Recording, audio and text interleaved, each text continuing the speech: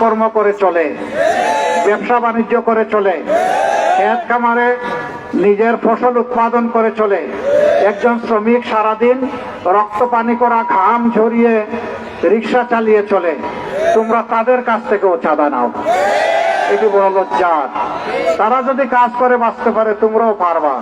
তোমাদের প্রতি আমাদের একেবারে আন্তরিক আহ্বান, তোমরাও আমাদের সন্তান, মেহেরবানি করে চাঁদা নেওয়া ছেড়ে দাও। আর আমাদের জাতিকে তোমরা জ্বালাইও না। অনেক জ্বালিয়েছো, যুগ যুগ ধরে, 54 বছর ধরে এখনো জ্বালিয়ে চলছো।